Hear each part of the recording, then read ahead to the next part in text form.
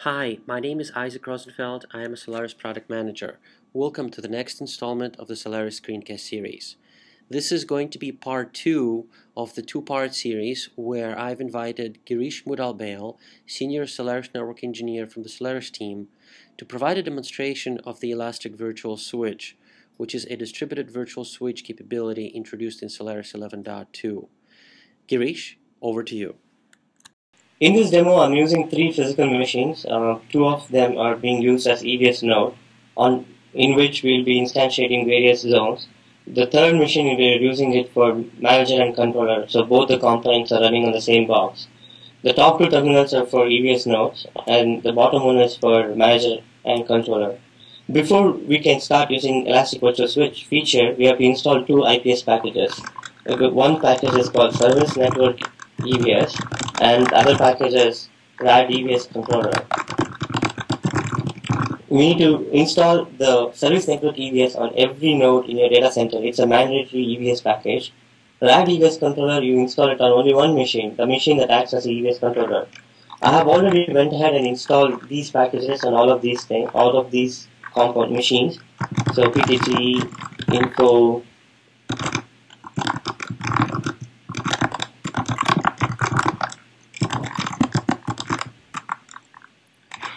and then same thing with RAD EVS controller.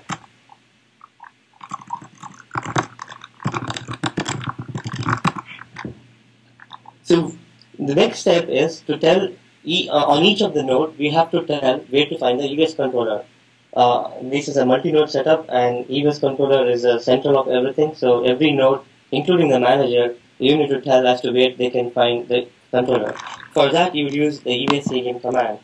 If you don't set the controller and then you just type EVS alien, you get an error saying that failed connecting to EVS controller. Basically, it doesn't know how to connect to the controller. Show prop basically shows that it. So you would say using set prop minus p controller equals SSH EVS user at RIG2 WC2, right? And then you do it on every system. RIG2 WC2 is a system where the controller is running.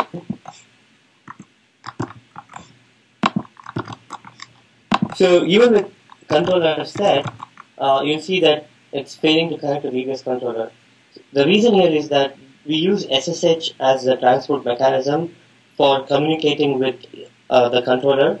We use SSH as it provides secure transfer of things, and to achieve communication in a non-interactive manner, what we need is SSH authentication with a pre-shared keys setup. So basically, what I need to do is I need to copy the public key of the root on EVS node 1 and then paste it or append it to the authorized keys of the EVS user in the controller. EVS user is a data center wide user who has right privileges and authorization to perform all the EVS operations.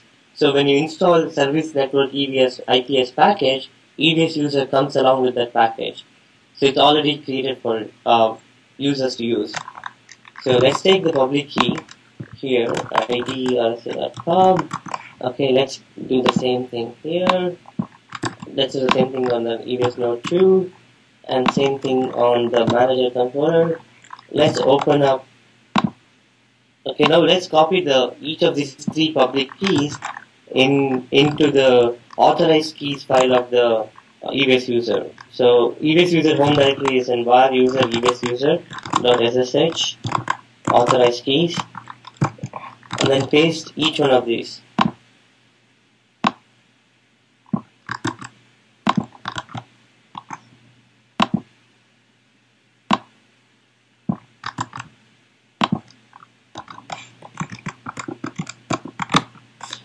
So let's try if we can SSH as EVS user into the controller without providing the password.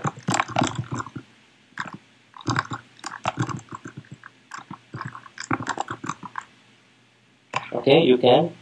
Let's test here. Cool, you can. Great. So we can now connect to the controller using SSH. without providing password. So these components now can programmatically talk to each other in a non-interactive manner. If you type EBS ADM, you'll see that it doesn't error out anymore. So the next step is now to tell the EBS controller as to how the physical network looks like, right? So you go to this manager controller window here and then list all the current control properties. So these are all the controller properties, right? L2 type is basically says what kind of isolation you need to implement, whether to use VLANs or VXLAN. By default is VLAN. You need to tell, let's say we use VLAN for this demo. You need to specify what are all the VLAN range, what are the VLAN IDs that we can use for the elastic virtual switches that we create in the data center.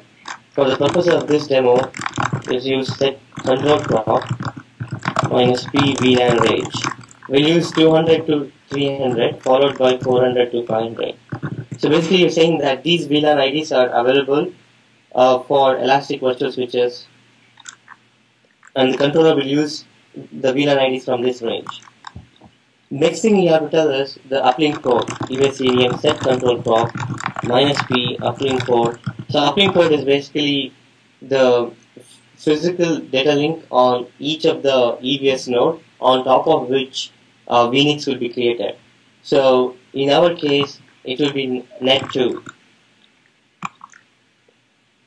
One of the things that we need to keep in mind while using VLAN is that in the network fabric and on every network switch, we have to go create a trunk port and then allow this VLAN IDs to be trunkable. If you don't have access to a physical switch, then you can use VXLANs. VXLANs is a technology wherein you can overlay L2 network on top of L3. With VXLAN, you don't really have to worry about configuring the intermediate physical switches in your network. So this is sufficient information for EBS controller to go about creating elastic virtual switches. So we know that Red tenant needs 3 virtual machines. All 3 virtual machines are part of 30.0/24 subnet, and we need 3 vPorts. Let's go ahead and create this virtual topology. So you use EBS ADM. You would say EBS ADM create EBS minus T. T is for tenant. You say red, and then you say red network. Right, and then you say EBS ADM. You have to now add subnet information to this network. You say add IPNet minus T red minus P subnet equals 192.168.30.0/24, and then red network /red IPNet. Now we know that we need 3 vPorts corresponding to the 3 virtual machines that we need. So the EBS ADM add vPort minus T red network vPort 0, vPort 1, and vPort 2. So basically now you have defined the virtual topology that you need, virtual network topology that you need. You have pushed this information to the controller. Let's look at the topology that you just defined. So it clearly says that you have a red network. It has 3 vPorts. All the vPorts are free. Therefore, the elastic virtual switch itself is idle. And this elastic virtual switch has a red IPNet associated with it. And each of the vPort has this IP address. If you look at show EBS, basically it's another subcommand which gives you information about the EBS. It basically says that there are 3 vPorts and the IPNet associated with the EBS is red IPNet. We also have EBS ADM show vPort to show the vPort information. Basically it's the same thing. And here it says that this vPort is free and no VNIC has been connected to it. Later on, once the zones is installed and it comes up, you will see that the status will be changed to used, and then the VNIC name will be the zone and VNIC name, and then host is the host or the EBS node name where the VNIC got instantiated. And EBS ADM show IPNet will give you the IPNet information. So basically you define 30.0/24. We pick the default router. 30.1 will be the default router where all the packets will be sent. And 30.2, 30.3 and 30.4, they're all taken for the vPorts that you just defined. So the number of IP addresses is now available from 30.5 to 30.2.4. So now I have defined the virtual topology. Let's go to EVS node 1 and then go ahead and create a zone and connect one of the ANETs of the zone to one of these viewports. So let's do zone config -e, write VM1, create it, set the tenant equals red.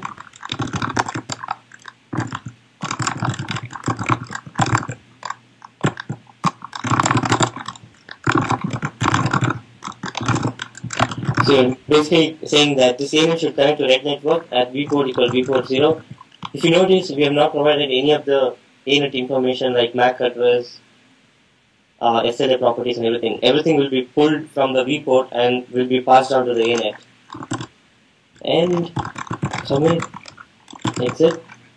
So I already have a Solaris zone installed. We just clone from that zone to deploy zones faster.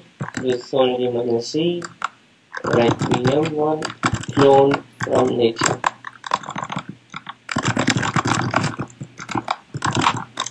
Yeah, so clone from nature. So basically, it's now cloning the zone. Let's do the same thing here. Zone config -c, write VM3 will be here. Create set tenant equals. Alright.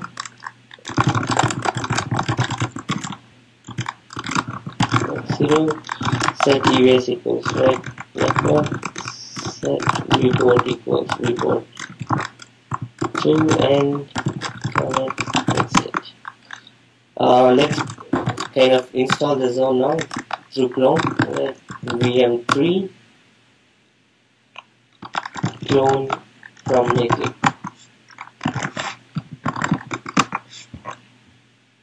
Okay, so it's basically cloning the existing zone, and so that was fast. So now just go about creating the VM2 now. Right, VM2 zone config -c, right, VM2 create set tenant equals right.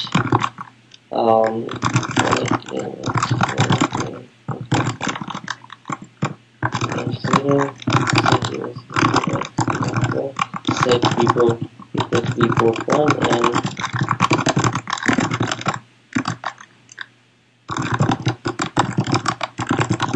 cool. So Red VM3 is installed. Let's try to boot this guy. -c, right. So before that, if you look at the EVS ADM output here, still the vports are free because the zone is not running. So we do zone ADM -z, red VM3 and boot.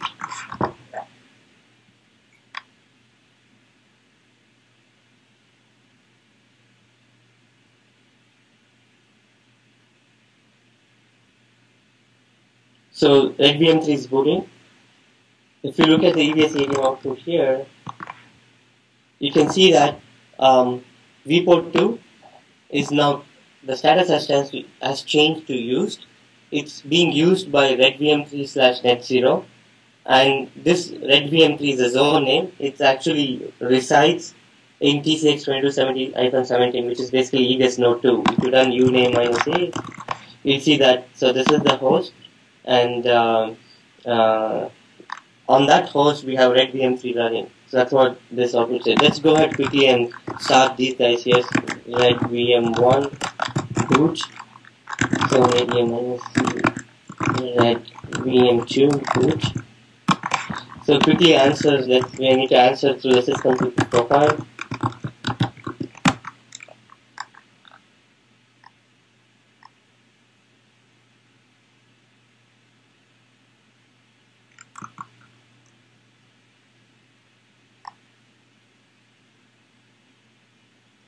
So red VM2 booted, red VM1 booted here. So if I run EVS ADM again, you'll see that all three zones are up and running, and all the vports here are marked used. And then you can see that vport 0 and vport 1 are part of the host or EVS node TCX2270-15, and vport 2 is part of TCX2270-17.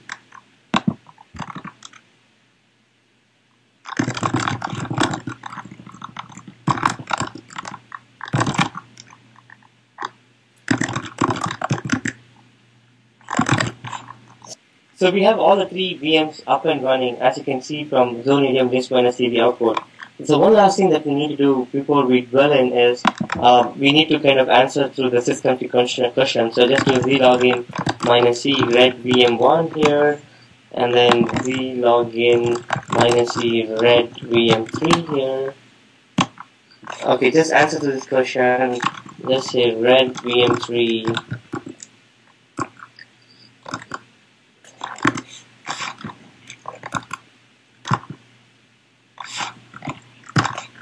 United States, Pacific time zone, English, United States, enter the password. There you go, that's it, you're done. So here, yeah, enter the same thing. It's, I think, red VM1.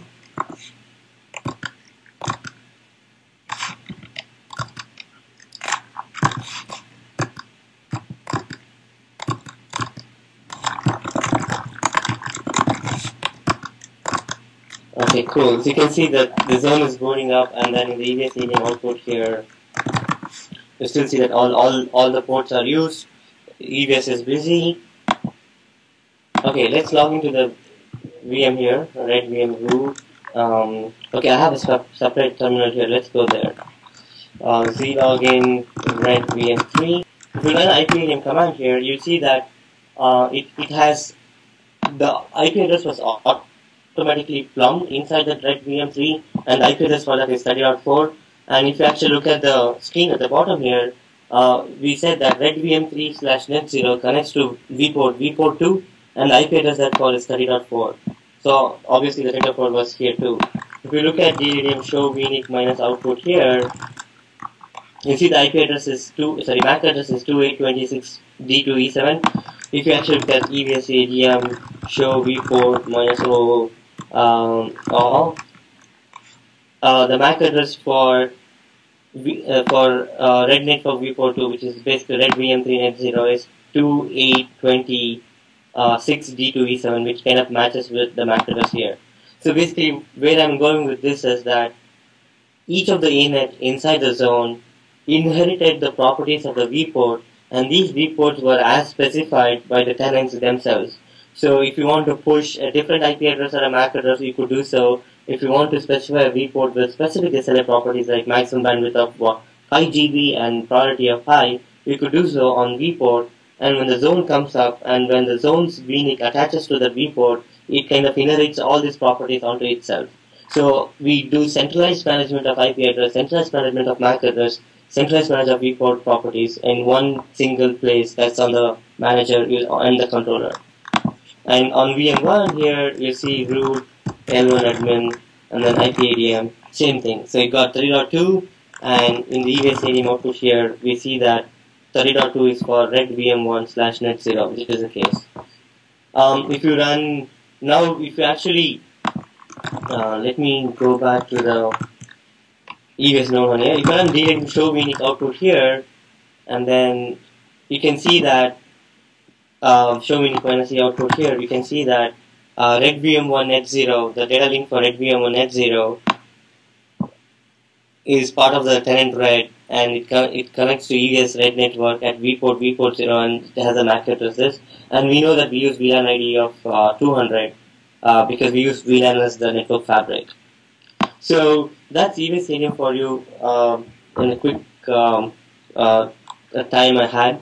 So the other thing I would love to show you guys is end-to-end runtime statistics. So we kind of provide you with an observability feature wherein you can monitor the runtime traffic statistics of vports. So let's pump some traffic in each of these virtual machines. So I go to red VM1 here, and then I start pinging its counterpart, which is on a different node, 192.168.30.4. Right, so now, so you can see, so some amount of traffic is being generated between the red VM1 on EVS node 1 and red VM3 on EVS node 2. So now how do we observe the statistics, right? So we have a new tool called EVS stat, and if you use EVS stat help, it will give you the usage. So if I run EVS stat now, it basically does not report anything. The reason being is that from the controller, we are trying to communicate with each of the EVS node and pull the information with regard to the vport statistics. To do that, we have to take the public key of the EVS user. So we get the we have to set up the SSH authentication between the EVS controller and each of the EVS node. So you take the public key of the EVS user. So cat the user EVS user dot SSH authorized keys. Sorry, I should get the public key for the EVS user. And then we copy the public key of the EVS user on the controller, and then we deposit that into each of the EVS node. So we get this VA. Okay, do the same thing on EVS node 2. It's a EVS node 2 as well. So VI authorized key. So basically, what you have done is that from the controller, you can non-interactively connect to each of the node and pull the vport statistic information from each of the node and display it through the EVS tab. That's all we have done. So you can see that it's showing the vport statistic information for vport 0 and vport 2. Vport 1 it's not showing because we have not went through the sysconfig steps there. So the network is not up on the vport 1 thing. So if I start EVS stat 1, like if you look at the EVS stat head thing, it is EVS interval and count. So I say fetch EVS statistic every 2 seconds for 10 times. You'll see the output here. In the meantime, let's go fix the red VM2 here. So z login -c red VM2. Just answer through this. Red VM2.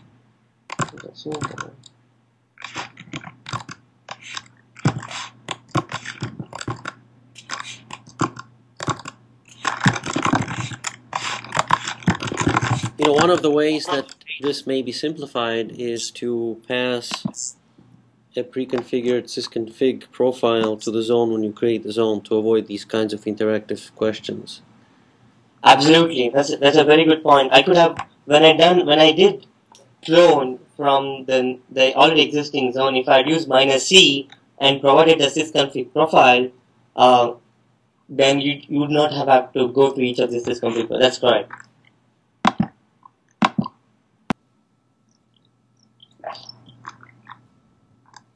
Okay, I'm done with this part of the demo.